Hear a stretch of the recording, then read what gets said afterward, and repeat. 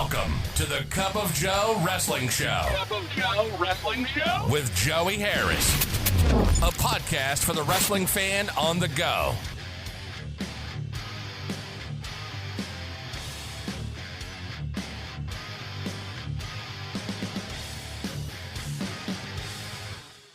Welcome to the Cup of Joe Wrestling Show. I'm your host, Joey Harris, and we are broadcasting from makeshift studios in the shadow of South Central Virginia. You can follow the show on Twitter and Blue Sky at Cup of Joe Pod. You can email the show at cupofjoewrestlingshow@gmail.com. You can support the show at paypal.me/cupofjoepod. I am also on Cash App and Venmo at the Joey Harris if you just want to give me a couple of bucks that way. And of course, patreon.com/babykangaroomedia for bonus episodes of the Cup of Joe Wrestling Show, the Joey Harris Super Show, the Green Room, the Book Club Baristas, and so much more. Just $5 a month for hours of extra content. And folks, I am pleased to be joined today by Brian Solomon, podcaster, historian, and the author of the new book, Irresistible Force, The Life and Times of Gorilla Monsoon. Welcome, Brian. Thanks so much for having me on the show. Happy to be here. Wonderful, wonderful. I have to tell you this, Brian, when I reached out to you to be on the show and you agreed to come on, I was in traveling. It was my father-in-law's birthday coming up this weekend, but we weren't all able to meet then. So we went away on a little family vacation. And I was telling my mother-in-law that I was going to be interviewing you and what the book was about and all that. And she's not a wrestling fan. But I was telling her a little bit about Gorilla Monsoon. And the first question is actually from her. Why do you think it took so long for Gorilla's story to be told? Well, there's a lot of reasons for that. I think that part of it was that he died so young, relatively young, 62 years old, and he died really before the big wrestling book and documentary boom started. You know, Freddie Blassie even lived long enough to have a book done about him. I think had Gorilla lived, say, another 10 years or more, or 15 years, there definitely would have been something like this done. But you know what? I shouldn't say definitely, because the other side of it might have been that he didn't want it. He was one of those old school guys, very much adhered to kayfabe, and he might not have wanted a biography. But I mean, his family was very much behind it. His family very much wanted it, and even they were kind of confused as to why it had never happened. And that is so unique to me because I realized reading it, growing up, I didn't become a wrestling fan until later on in my life. I knew about wrestling. And of course, when I was a kid, the Hulk Hogan, the wrestling cartoon and all of that. But I didn't become a fan until WrestleMania 7. I was 13. And I had watched wrestling off and on before that, but that really hooked me. But going back, when I'm growing up, I know Gorilla as the commentator and all of that. And then I think it was renting, I think it was WrestleMania 5, where he talked about having Wild Red Berry as his manager and all of that. I'm like, oh, he was also a wrestler with that, and just learning so much about his earlier days and the earliest goings on in the business. That's the part of the book that fascinated me so much, not only about his life, but the inside dynamics of the story of the Capitol Wrestling organization. I have to say this, Buddy Rogers fascinates me. Oh, just the in and out of him and Vince Sr. and all of that. And I'm not going to spoil the book, but the double cross that he tries to pull on Vince, and then he keeps being brought back versus everything that's going on with Bruno and all of that time just fascinates me. Yeah, and Tim Hornbaker did a great book, Master of the Ring, biography of Buddy Rogers a couple of years ago. It's a really good read. A lot of it kind of dovetails with this book, but actually in an indirect way, Gorilla owed his career to Buddy Rogers, because it was because of Buddy Rogers stepping out of that position, right, that they plugged Gorilla into that position, and he became one of the top heels in the business overnight in 1963. And just that first part of the book where he gets in and he kind of gets initiated into this group and paid his dues and all of that, and then all of his, and I think it was you on the Stick to Wrestling podcast where you talk about he and Bruno had the most matches against each other. Title matches, yeah. Title matches. And yeah. actually, if you include singles and tag team matches, then yes, they had the most matches against each other. If it's just singles matches, title and non-title, then it's Waldo Von Erich. Waldo Von Erich, yeah. But then the dynamic between Gorilla and Bruno, so close for so long, and then when it comes time to kind of buy into the company, they're thinking about Bruno, and just reading the book. Bruno could not have been a stakeholder in that company, just the way that he was feeling. Yeah. It's important to remember that long before he had his falling out with Vince Jr., that the McMahon family and Bruno, they were never really tight. They just weren't. And Bruno didn't have even the greatest relationship with Vince Sr., didn't fully trust him. It was like a marriage of convenience. They made a lot of money for each other. Vince Sr. had blacklisted Bruno early on. I mean, they had some rough patches and basically had to beg him to come back. And so he didn't want to be financially tied to those guys. He just didn't trust them as far as he could throw them. So that just wasn't going to work out. Right. And I think that you talk about trust, like trust is such a big thing, especially with Gorilla. Just the way that you wrote it, the way that he was brought up, the way that he gets in the business, just having that just sense of respectability about him is such a big thing in this just crazy business that he gets in, where trust is not always there.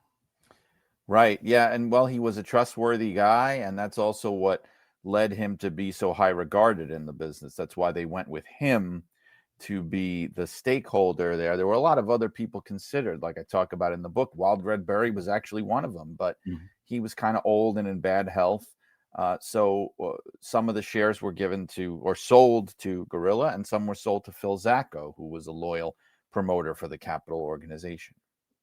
And then you have Gorilla and Zacco. They buy in, they make their payments every month to that until they have fulfilled what they had signed on to do. And then later on, them cutting Arnie Skolin in Yes. for it. That all leads to later on what Vince Jr. wants to do, and is that I don't want to take over my father's half. I want to take it all. Right. That's what he was trying to say, that he wanted everything, because initially Vince Sr. was just looking to sell his 50%. And he wasn't sure who he was going to sell it to. And part of that was going to be actually Buddy Rogers. If in the book, Buddy Rogers is mentioned as a potential buyer, because Buddy was doing business with the WWF at the time and with Vince Sr., but Buddy didn't have the kind of money that was needed. And then Vince Sr. had been thinking about selling to his partners, selling his 50% back to the other partners. And that's when Vince Jr. stepped in. And that's also what caused a lot of the friction, because Gorilla most certainly would have welcomed that opportunity to buy up more shares in the company for sure. And I was always under the assumption that this was a cordial thing. Like, hey, everybody was okay with Junior buying in, and as long as you take care of these guys, everything is great. And that is not the case. It was some tense moments there, especially from that time you talk about, from 82 to 83, especially when the final payment is due. He's in the grace period, but he really needs to come up with some money. Yes, that's the thing. It was not totally benign. I mean, there was a lot of conflict. It could have gone to litigation very easily. And Vince didn't initially have the money, even though he got such a sweet deal from his dad. It was $1.7 million paid out over the course of a year for the most lucrative wrestling promotion in the world. So even in 1982, that's a steal. But there was not a lot of faith that he could actually do it, that he could actually run the company. And it took a while for them it took a couple of years really for them to really understand, oh, this is really going to work out very well. In the beginning, it was far from a sure thing. Right. And on a Stick to Wrestling Facebook post, I said I thought that the three most important people that he needed to kind of go forward were Pat Patterson for his mind and kind of booking philosophy, Jim Barnett for the connections that he can make, and Gorilla with his link to the company at the time. If he gets those three in line, that kind of helps him move towards what he's wanting to do.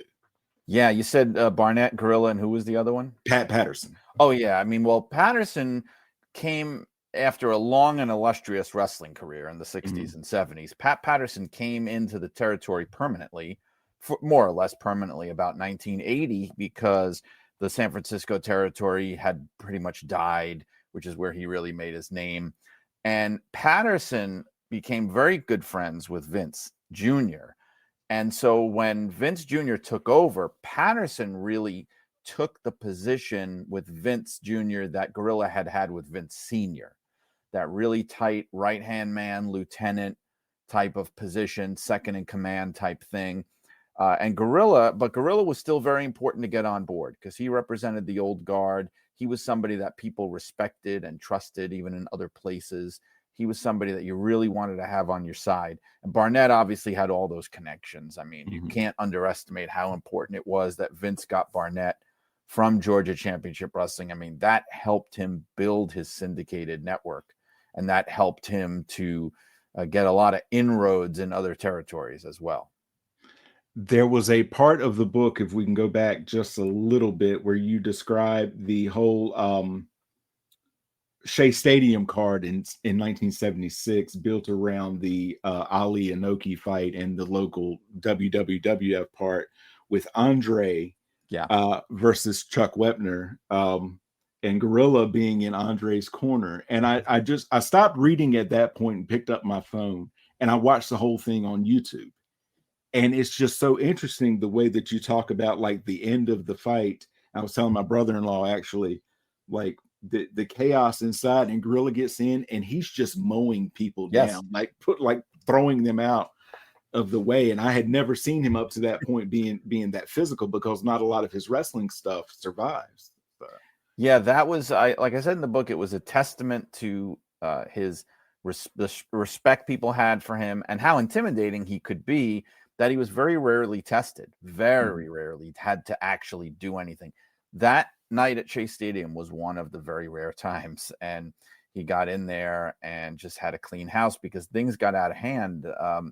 Wepner and his team, they were kind of trying to go into business for themselves, which was something that the promoters were afraid might happen. Vince was afraid might happen. And they were taking liberties. They were trying to make Andre look bad. They were trying to maybe even hurt him and make a name for themselves in that way. And that's why they had Gorilla out there to really keep a close eye. Because otherwise, if you look at it as a fan, as a layperson, not really knowing the ins and outs, you might be going, what the heck is Gorilla Monsoon doing there? Why is Gorilla Monsoon in Andre's corner? He's not his manager. In fact, I think at that point he hadn't fully retired from wrestling yet. It would have seemed maybe odd, but for those that know, it was a reason. It was a reason why he was there. And he did, in addition to going in there and just clearing out the ring, he broke the finger of one of the handlers of Chuck Wepner, who were trying to get funny and were trying to change the finish. And actually, that was reported even by, I didn't put this in the book, but that was reported at one point by Dick Steinborn, who was really good friends with Gino. Dick Steinborn, who'd also been a standout amateur wrestler and was very good friends with Gino. And I think Gino himself had told him that.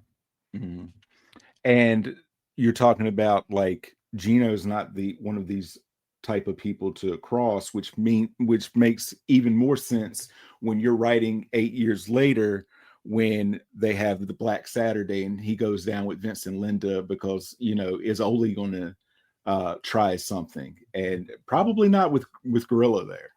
And yet he still goes further than you would think any sane person would go. And it's a famous scene now. At one time, it would have been a total Right. secret within the business. But it, like I said in the book, it was first reported publicly by Shauna Sale in the book Sex, Lies, and Headlocks, which is a great book I recommend to people. It came out in the early 2000s, I think, more than 20 years ago now. But they talk about that scene. But the one flaw there, which I get to in the book, is that when you read Sex, Lies, and Headlocks, it kind of fades to black. So what happens is they go down to Georgia, Techwood Studio. I'll keep the language clean, but Ole has some really bad stuff to say to Vince and Linda, who are there, really offensive and nasty. And Gorilla's right there. And in the book, like you said, they had brought Gorilla down there just in case things got rough. And Ole could be an intimidating guy. In Sex, Lies, and Headlocks, the scene fades to black at that point, and it's hinted at that there was some type of a fight. In reality, it seems there was no physical fight. It was very, very tense and heated, but they calmed it down. But it's wild that Ole would have even gone that far. And it says to me that if Gorilla hadn't been there, he would have gone a lot further than that, I think. And, also it's worth mentioning, I don't get into this in the book, but the McMahons in general, including Senior, they had no love for Ole Anderson. They, even Vince Sr. identified Ole Anderson as an enemy of their organization and an enemy of the family. He was not well liked because Ole was one of the first people to really see the writing on the wall. And he was starting to leak bad information to them, supposedly to the wrestling magazines, and undercut them and like sabotage them and spread a lot of rumors and things. And so Senior even did not like him.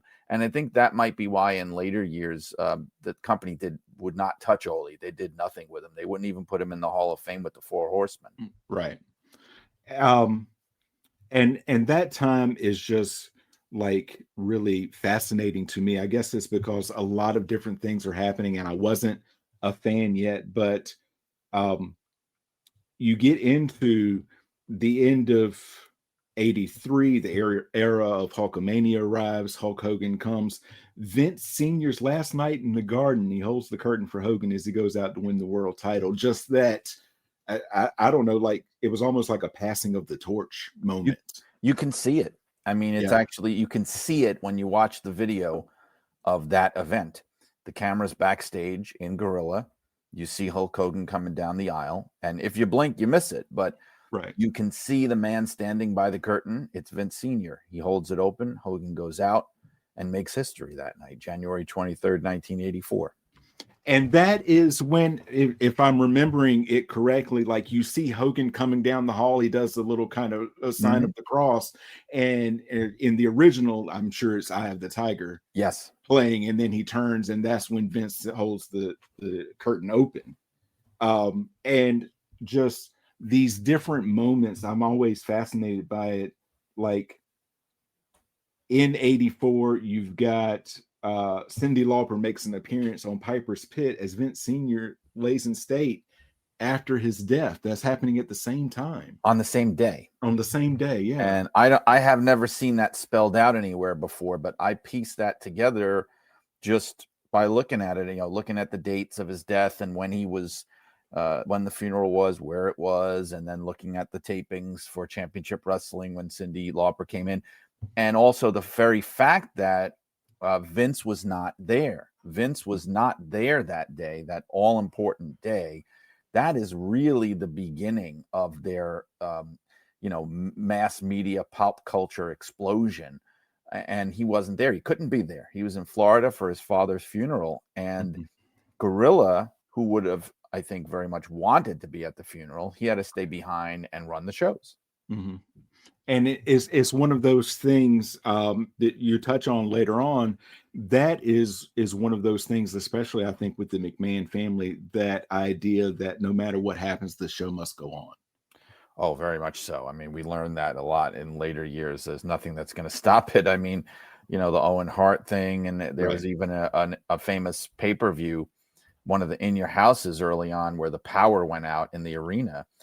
For people that remember that, and they had a do-over. I mean, they continued the show the next day for free or whatever to customers, and just to give them their money's worth.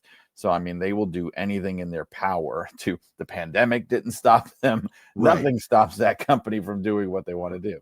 Right. A coworker's fiance is actually a student here where I work, and he's doing a paper on wrestling. And so he came to talk to me because he knows I like it and remember all of the stuff. And he was asking me about the Thunderdome and continuing on during COVID and having WrestleMania during COVID. And I'm like, that's classic Vince McMahon. The show must go on. Yeah. He's not going to let anything stop his show. Right. Yeah. That's always been the case.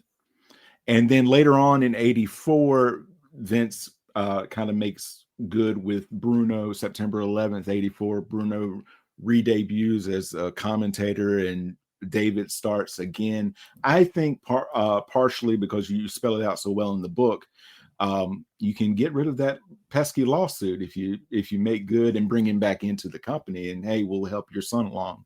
Yes. Yeah, they dangled the carrot for him. And to be honest, and they made the lawsuit go away, but I think also Vince wanted all of his ducks in a row.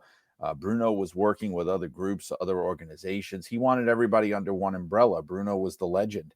And not to mention the fact that Vince was very interested in picking up a lot of these regional territorial stars to draw in certain parts of the country, because now they're going everywhere. Now he's sending Hogan everywhere, all over the continent. And so Hogan can't be in all places at once.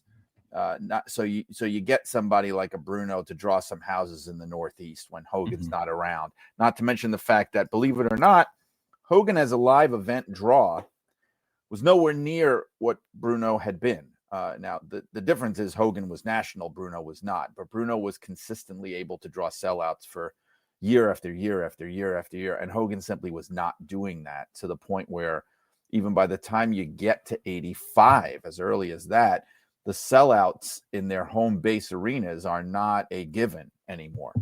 Because for whatever reason, that's a whole other topic. And so I think that was another reason to bring Bruno back, was to help shore things up in their home base.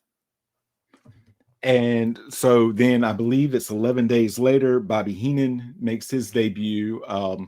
Another just classic part of the Gorilla myth going forward, those two. And you said October 14th, 1984, he joins Gorilla on commentary for the first time. I have a thing about dates. Almost 15 years later to the day, Bobby does his tribute to Gorilla on Nitro. Yeah, I guess you're right. Yeah. And that was a guest appearance that Bobby had made when they were doing television from the Meadowlands Arena. Yeah, and Bobby was managing somebody that night. Exactly right. Right. And just those two together on primetime, originally after Jesse went to film, was it Predator? Predator, yeah. Yeah. And then just the classics that they just have together for that almost 5 years on primetime, and also on Challenge. But I think the primetime pairing is what they're most remembered for. Oh yeah, definitely. I mean, well, it's what they're most remembered for today, I think. But we also have to remember Wrestling Challenge is probably where most people saw them at the time. Right. Because of cable not being as big of a thing. And also the fact that Challenge was really the B show. Primetime was more of a clip show. So they were, and before it was Challenge, they were even together on the predecessor show, which was All Star Wrestling, from about the summer of 86. And it goes beyond primetime, from about the summer of 86 until right around 93 or so. They were a regular team on Wrestling Challenge. So you're talking like 6-7 years a run together. Right. Minus, what was it, that 8-month run that Tony was on Schiavone, who they were trying, I think, to groom as a replacement for Gorilla, basically. And they had Tony Schiavone in there with Gorilla for like not even a year. But other than that break, and I think there were little breaks here and there, but for the most part, it was Gorilla and Bobby from mid 86 up until when Jim Ross comes in, basically in 93. Right, right. And so then we get towards the end of the 80s. Gorilla's time and interest in Puerto Rico fascinates me, especially the whole like, and I think you covered it really well in the book. Whatever happened, he and Bruiser Brody, when Bruiser Brody's in the WWF, do not get along. Whether it got physical or not, there was some uncertainty about that. Yeah. It's hard to know. Yeah. And I tried to piece it together as best as I can. That, they had their differences, Brody and Monsoon, and they were very different kinds of people. They had different attitudes towards the business. And, the Puerto Rico thing was very unfortunate because, of course, Puerto Rico was where Brody was murdered in 1988. Right. Gorilla had been a 10% shareholder in the Puerto Rican promotion, which was Capital Sports Promotions, later known as the WWC. But Gorilla was totally divested years before the Brody thing happened, and it was really unfortunate. But at that point, he had given his shares to Victor Quinones, who was like his protege. Right, right. And I'm glad you got into that because that was just the rumor that would not die, that Victor was his son. And you're like, it's like, if you do the math, there's no way that it can happen. Right. I mean, there are other reasons, but that's how I would dismiss it out of hand. I mean, Victor Quinones was born in 1959. He was born at a time where Gorilla was still in college. Bob Morello was still in college in Ithaca, New York. Mm-hmm. It's not like people have this idea in their head that he went down to Puerto Rico and had, an affair with, who knows what while he was wrestling or whatever. It's complete nonsense. I mean, he was practically a kid himself at that time. And there are many other reasons too. I mean, they did not know each other. They had not met each other until the 70s. Mm-hmm. Yeah. And then you get into that late 80s time, Gorilla's health starts to decline. By this point, Joey's on the road as a referee, and he's struggling some, and you get into that a little bit in the book. But Gorilla is having more and more issues with his diabetes and heart issues and all of that. And you can see right around the time the 80s become the 90s, that and also he's getting towards the end of that initial 10-year contract, that things are changing a little bit. He has to slow down some. Yeah, I mean, he had a heart attack in 88, and that started to slow him down. He missed calling the first Royal Rumble because of that. And then in the summer of 1990, he had to have part of his foot amputated. Those things were starting to happen and making him less and less reliable, and were a reason for him to want to be less and less active than he'd been.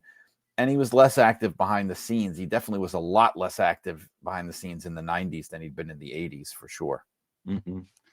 And you're getting towards the end of the Hulkamania era, and then you get into all of the different controversies, and you contrast that in the book where here's this honorable man who kind of sticks by his employer when a lot of people really wouldn't. But that's not the way that he was raised. That's not what he believes. He's very loyal. Yeah, he was always very loyal, to some might say to a fault. He was a company man, and he put the company first in all things. But that loyalty was rewarded, and he came from that time in the business when that's what you did. I mean, you protected the business, you were loyal. There were a lot of cutthroats and backstabbers and stooges and things in the business, and he was most definitely not one of them. And that's important to say. Just because he was a company guy and stood up for the company, he was not some mindless flunky. He was not this duplicitous type of person that, unfortunately, there was way too many of them in wrestling. He was not that guy at all. Mm-hmm. And you get the kind of mid 90s. Bobby Heenan leaves after having a proposed 50% cut where he didn't want to leave. But at that point, I don't blame him. He gets insurance, and he gets a a good contract with WCW, even though he was it's obvious to most anybody he's miserable there. He wants to stay behind with Gorilla. You can see it. And Gorilla has that nice moment at the Hall of Fame where his whole family's together for the last time. And was it just a couple of weeks later, his son Joey passes in a car accident.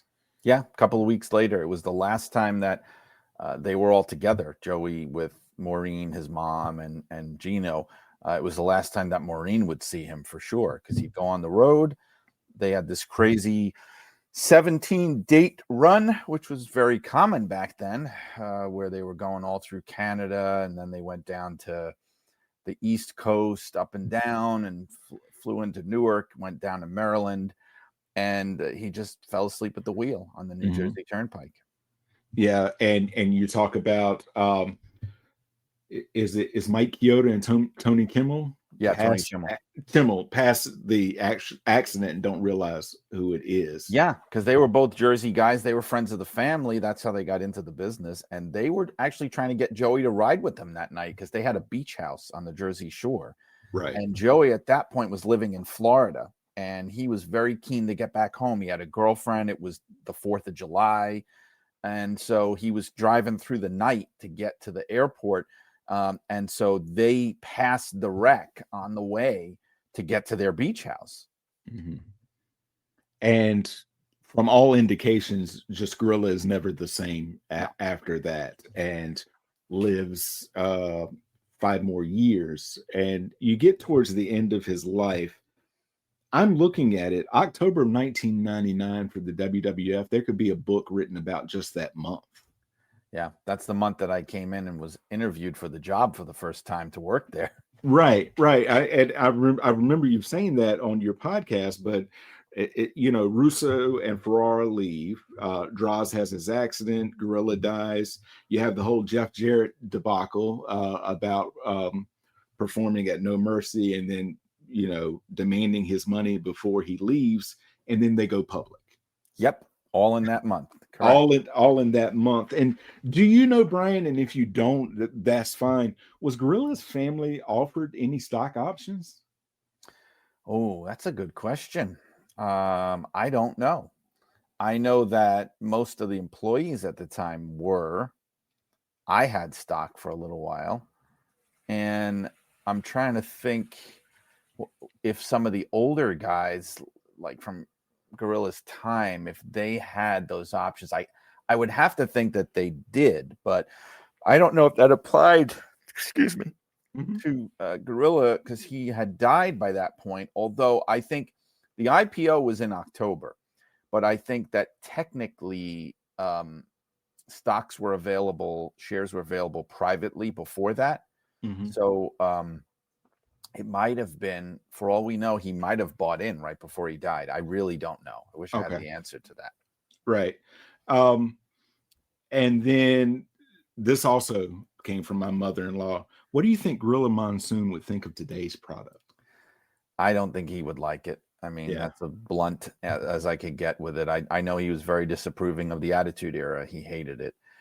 He was from the old school, and he didn't like the vulgarity in the product. He thought they had perverted the business. That was the way he described it privately to people. I don't think he liked it turning into this big circus soap opera. To be honest with you, I don't think he was that thrilled even with the changes that were happening years before that. All the goofy characters, and the kind of breaking of kayfabe and getting more and more into the ridiculous and campy kind of stuff. He was not the biggest fan. I mean, there had always been characters in wrestling, but at the end of the day, it came down to the wrestling, and it came down to convincing the fans that what they were seeing was real and playing into it. And he was seeing a lot of things that he didn't like. He was making a lot of money off of it. So he kept quiet about it, but he was seeing things he didn't like. And honestly, the things he didn't like about wrestling have only gotten 80 million times worse in the last 25 years. So I can't imagine that he would be a fan of what they do today. Yeah, I think that's right. So you've done this book, you've done the Chic book, you've done outside. I know you've done your superheroes book, Yeah. and so many others. I'm sure Arrest is next, but what's after the rest? Or have you given it any thought? Well, a little bit of thought. There's some ideas being thrown around there. I might do something non-wrestling related next. I'm not 100% sure. I don't want to get into too many specifics yet because there's still things being talked about, Mhm. I will say this, and folks, if you've not heard it, if you listen to Brian's appearance on the Outdated Entertainment Hour with Bob Smith, that episode you did about your uncle is one of the best episodes I've ever heard.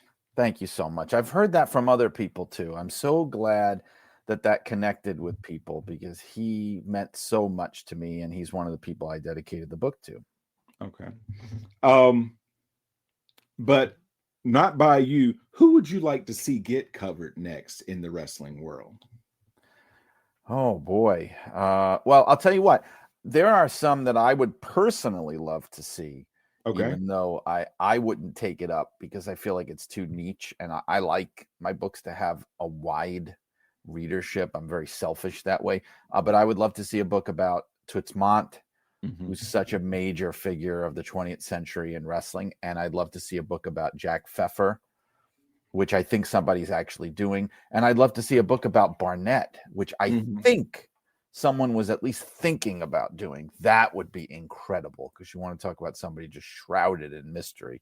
That would be absolutely incredible. That is one of the two people that I wrote down. I put Jim Barnett, and for me, the Grand Wizard. Oh, yeah. I know a guy that was also working on that as well. A book on Ernie Roth, Grand Wizard, Abdullah Farouk, whatever you want to call him. Mhm. Yeah. Also somebody very plugged in to the Capital Territory from about 1973 to about 1983 when he died. And would have been a big part, I really believe, a big part of the national WWF in the 80s if he had lived. I think so I as don't think well. Bobby Heenan would have ever come in if he had lived. Yeah, and he says that Heenan says that, I believe, in his Hall of Fame speech. He's like, they had Fred Blassie, who was very good, Ernie Roth, who was very good, and Lou Albano, who refused to be fired. So Right. yeah. Right. But beyond that, you do several things. You're write for PWI and other magazines. You are the writer and, I guess, producer for the Wrestling News. I am the news editor. News So editor. I Okay. gather all the news items and I write up most of the script on a daily basis, sometimes all of it. Right. That is usually how I start my day. By the time I get to my office, it's Thank you. usually dropped. And while I'm making my coffee, that's what I listen to. So Thank you. Yeah, and of course you listen to the voice of Mike Sempervive, who is the anchor, but he's also the producer. So he produces the actual gotcha. audio itself. And Okay. that's his part of the process. Yeah. Wow. Okay. And so you mentioned you had your first interview with WWE, and I believe, if I remember correctly, started with them sometime early in 2000. I started in February 2000. It was Valentine's Day, actually. It was my first day. Okay. Was it all that you thought it was going to be, or did you become like disillusioned very quickly, or somewhere in the middle, or? Not very quickly. If you count 2 years as quickly, then I guess quickly. I was there for 7 years. Yeah. After 2 years, I wouldn't say disillusioned. I was still having a great time, but after 2 years, I really was not what you'd consider a fan anymore. It was really a job to me, and I was really only watching wrestling when I was at work at that point. And I would say the first 5 years were really fun and really a blast. And then the last 2 years were a nightmare, unfortunately. It was this weird thing where it just kept getting worse and worse and more stressful and more stressful. We got a core group of people, and as they started to drop off and new people started to come in, and things just kept getting worse and worse, unfortunately. Mm. But it was fun for a while. Most fun Right. I've ever had at a job, for sure. Oh, there you go. Yeah. I could imagine that would be stressful, though, because it seems to me that everything from the top down, like from what I've heard from people, like Vince could get into just moods where you think he's going to do one thing and everybody's on the same page, and then the next morning we're tearing it up and starting over from scratch. Well, thankfully I didn't have to deal directly with him, only very, very rarely, but Shane was my boss for a while. Mm-hmm. That was interesting. Nice guy, but could be challenging to work for. Right. Did you ever have any dealings with Linda? Oh yeah, I did. I actually worked with her on some things because I would ghostwrite things for her on occasion, articles that because she was the president of World Wrestling Entertainment. She was the actual corporate president. And so sometimes there would be pieces she'd have to write. I remember like she contributed an article to a book on corporate branding. I wrote that article for her. I helped her with speeches and things in the beginning. Before she'd really gotten in politics, but was toying with some civic projects like Smack Down Your Vote and stuff like that. Okay. I helped with those kind of things, and I would go up to her office and sit down with her and work things out and stuff like that. And so it was interesting, and she was very, I would say, the most normal of all of them because she wasn't a McMahon, but she was but very shrewd businesswoman, but more kind of normal and down to earth than the others. Right.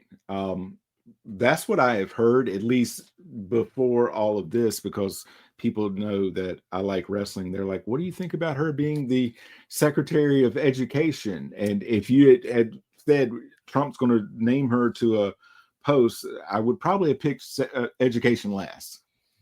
Well, yeah, I mean, look, she doesn't have any experience. I mean, there's no. I did a couple of symposiums on this at various universities where I was invited to speak. She's, I mean, it's just a fact. I mean, she's not qualified for that role. And I know in the first Trump administration, she had been pegged to head up the Small Business Administration, which, yeah, she has experience in business, but I likened that to putting a wolf in charge of the Department of Sheep. I mean, her experience in business was putting other people out of business and kind of ruthless business practices. But at least you could argue that she had been in that arena, in that field. Education is a little more mystifying, certainly. Right. But I'm not going to get into politics. Well, we just did. Sorry, Joe. Yeah. No, that's fine. That's fine. I brought it up. Yes, but I don't like to wade deep into it because everybody has their own opinions and all of that. What are your thoughts overall on today's product? Because I know you have a young son. I don't have any children, but there are times where I would still like, although not as bad as the Attitude Era, I'm like, I don't know if I would, if I had a child, whether I'd let them watch it or not. So. Yeah, when I worked there years ago, I didn't watch it with my young children because it was definitely edgier then than now. That was where it was TV 14. And I think one of the things is when you watch it now, it's a little more acceptable to me because they don't really get involved in the types of storylines that they used to do, which were much more salacious and crude and R-rated kind of stuff. But the remnants of the Attitude Era remain in certain things like language and the levels of violence, let's say, compared to it's not as bad as when they were, bleeding all over the place, but it's certainly more than it was in the Hogan cartoonish kind of days. So, but that to me is more acceptable because that's what wrestling is. I mean, wrestling is violence. It's hard to get around that. So when I watch it with my son, and he's 8, I do watch it now. My biggest concern, I sound like a prude, but it's the language. I sound like Gorilla. It's the words. I can't believe sometimes what is allowed on basic cable channels and things like that. Or that even WWE would allow to be said. That's probably what bothers me the most. The violence and stuff. I mean, it's part of what wrestling is. You either let them watch it or you don't. You know, it's like saying, I don't want you to watch, I love boxing, but except for the violence, I mean, of course, boxing's a legit sport and that's different, but that it comes with the territory with wrestling. My son gets a kick out of it. it depends on the kid too. If you have a grounded kid and you're raising him the right way and you're teaching him right from wrong and you're teaching him media literacy, he understands that this is not how I'm going to treat my friends when I go to school. This is not acceptable behavior. This is like I'm watching a real life cartoon, and understand it in that context. Then I have no problem showing it to my kids. I mean, wrestling has always had appeal to kids, going back for since at least the 40s and 50s, for crying out loud. Mm-hmm. Oh no, that makes perfect sense. And I like what you said there. If you have a media literate child, and that means that you're there and you're explaining this, or Yes. not letting it go too far. I appreciate that. But I say to my guests, one does not live by wrestling alone. So what are some of your other interests? If Brian had to come up with 2 more podcasts to start right now, what would the subject matter be on? It's funny you say that, because I've thought of that and I just think I just can't do it. There are ones like I'm a great movie buff. Mm-hmm. And in the past few years, I've developed a really deep interest in particularly Italian films.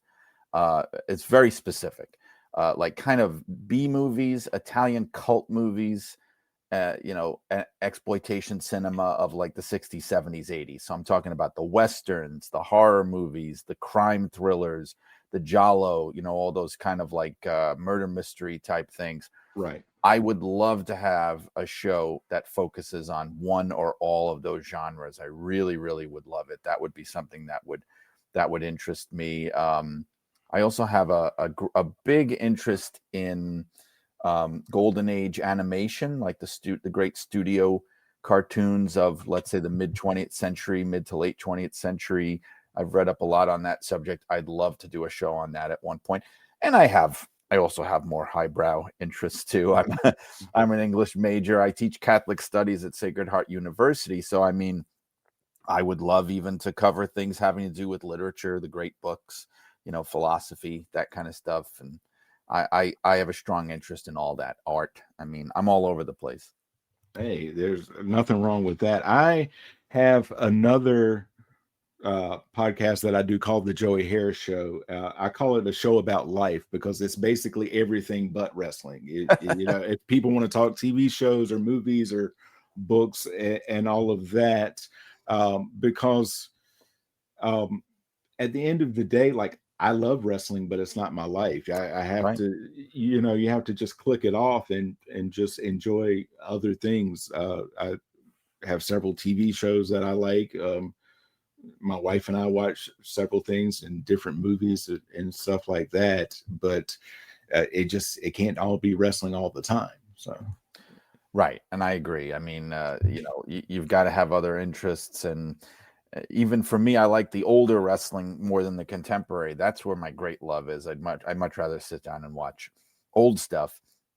And that has a big appeal to me. But I have a very, very wide array of interests. You can see behind me, I have a library in my house. And oh yeah, and that's only a fraction of it. There's books on the other levels. I read constantly. I've read about 17, 18 books this year so far. I mean, I'm just always trying to learn and expand my horizons. Wrestling is probably, not that I ever thought this would happen, it's probably the subject matter in which I am at the most expert level of knowledge of anything.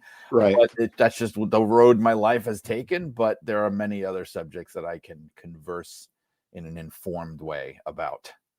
Well, since you're here, before I let you go, as a non-wrestling related question, rather,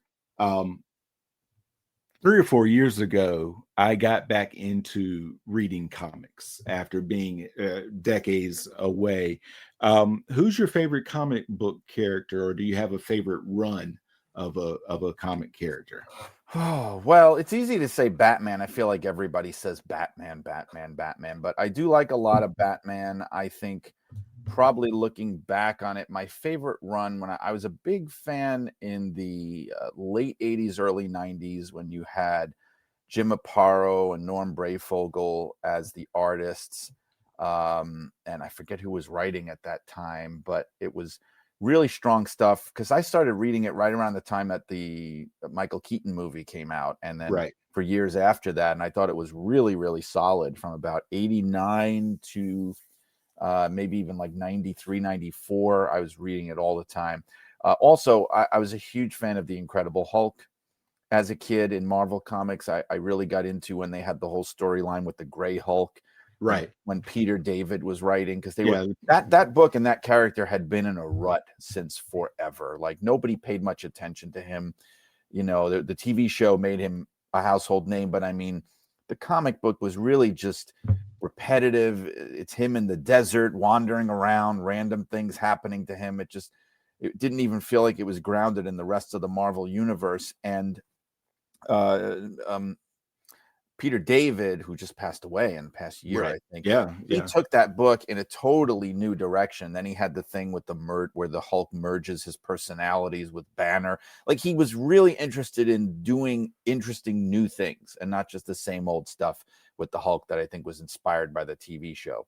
So that was good. The Silver Surfer in the 80s, when they turned him into a cosmic character, when they had Jim Starlin writing it and Ron Lim as the artist, when the surfer breaks the bonds of Earth and is finally allowed to go into space. I was such a big fan of that. I mean, I was more of a Marvel kid for sure than DC. I'm the same way. I got into comics originally when I changed schools in the 5th grade. All of my friends, new friends that I made, they were getting out of comics, so I bought all of their old comics, and they were all Marvel fans. And I am in the middle, or I'm getting towards the end of Peter David's run in the Incredible Hulk, actually. And I was telling someone some of the funniest things were in the last run that I read. Especially when Rick and Marlo get married and they have the wedding, and the Impossible Man has sent out all of these invitations to everybody to come, and the Skrulls and the Kree are both there, and the Silver Surfer says, "Don't make me get between you two." Right. I also remember something that really stuck with me where Bruce was, I forget the context of it, but he was trying to have a whole new start. It might have been when they split him up from the Hulk or something, and he was trying to break away from his past, start something new, and he goes to the clothing store to get all new clothes, Right. and the only color pants they have are purple. Yeah. It's Yeah. an entire rack of purple pants, with the in joke being the Hulk, for whatever reason, was always wearing purple pants back in the Right. day. His pants were purple, which had something to do with the color schemes of comic books. If you notice, so many characters are purple and green because they are opposite colors on the color spectrum. So it's like half the Marvel Rogues Gallery, the Joker, all these characters in comics are purple and green. But I just thought that was clever, just clever stuff.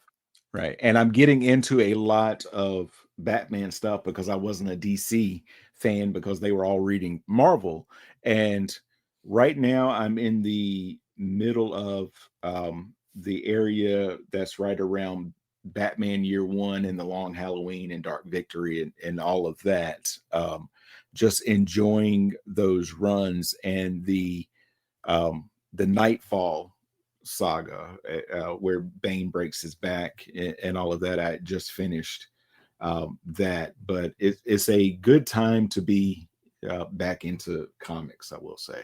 Yeah, I was a big fan of Legends of the Dark Knight. That was an interesting book they came out with in the early 90s, where it was like it was supposed to chronicle the early years of Batman. It was kind of like a continuation of Batman Year One, like Right. showing his early years when he first met all of his great villains and retelling it in kind of this prestige format. And there was one they did called Venom, which was so good because obviously it takes place well before Bane, but it's the idea that Batman, Bruce, he first encounters Venom, the drug Mhm. Venom, and he himself winds up getting addicted to it like a steroid. I don't know if you Mhm. remember this one. I do remember it. I've not read it, but I do remember it. And he's massively huge, but he's also getting roid rage and all these bad side effects, and he's becoming unstable, and he has to go through cold turkey withdrawal. Like, it was just a really interesting, different kind of story that showed the human side of Batman. Yeah. Yeah. Well, Brian, I want to be very mindful of your time. Thank you so much for doing this. But before I let you go, go ahead and plug any and everything you have, my friend. All right. Well, I got my own podcast, Shut Up and Wrestle. Of course, it's an old school themed show, different guests every week. I encourage people to find it wherever they find their podcast. There's also a Patreon for it, like you have, patreon.com/Shut Up and Wrestle. There's premium content. There's free content. You can get extra content related to the show. The book, actually, Irresistible Force, I have copies that I sell autographed. If people are interested in buying directly from me an autographed copy of Irresistible Force, The Life and Times of Gorilla Monsoon, they could reach out to me at brianrsolomon@yahoo.com. Or you can also find me on social media, on Twitter and Instagram. I am Brian R. Solomon, and I'm easy to find. I'm easy to find on Facebook, too. Wonderful. You can follow me on Facebook, Threads, and Instagram at the Joey Harris. If you like the show, please leave a review on iTunes, Apple Podcasts, or your preferred podcast app. I would really appreciate it. We can also be found on Spotify and YouTube. Just search for the Cup of Joe Wrestling Show, and don't forget to hit subscribe. So, Brian, thank you so very much. Thank you all for joining me. This is Joey saying so long from the heart of Virginia. The Cup of Joe Wrestling Show is a production of Baby Kangaroo Media.